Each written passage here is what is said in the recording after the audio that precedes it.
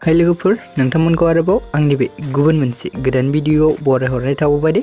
स' नोंथांमोननिसिम आसा खालामो भिडियोखौ जागायनायनिफ्राय जोबजासिम नायलांगोन होननानै।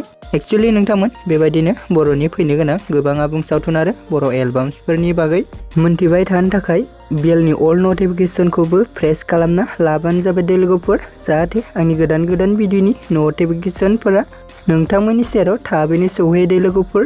स' नोंथांमोनाथ' भिडियोनि टाइटेल एबा थाम्बनेइलाव नायनानै मोनथिखाबाय जानांगौ दिनै आं मा भिडियोनि सायाव आपडेटखौ लानानै फैदों।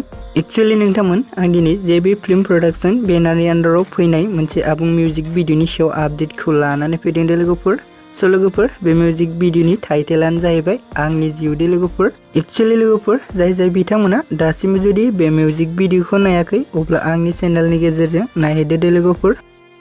स' लोगोफोर दानिया फैदो दे जों बे मिउजिक भिडियो गुबैयै सोरनि फाव खालामनायखौ नुनो मोनदों होननानै बुङोब्ला स' लोगोफोर जों बेयाव फाव खालामनायखौ नुनो मोनदों गियान कुमार बसुमतारी आरो बन्दना बर' दे लोगोफोर। एक्चुअली लोगोफोर बे मिउजिक भिडियो रिलिक्स एन्ड टिउनखौ होदों जस्टिस बसुमतारी दे लोगोफोर। कनसेप्ट डिरेक्शन केरिय'ग्राफिखौ खालामदों लेसन रामी दे लोगोफोर। एक्चुअली लोगोफोर बे मिउजिक भिडियो मेथाइखौ रोजाबदों संगीता स्वर्गियारी आरो बिरन्जन हाज'वारी दे लोगोफोर।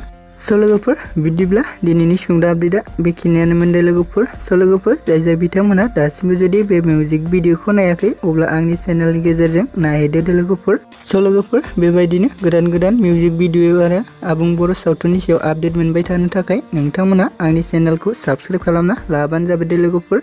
स' लोगोफोर भिडियोखौ बेखिनिसिम नायनायनि थाखाय नोंथांमोननिसिम रोजा साबायखर थाबाय दे। गोजोन्थों।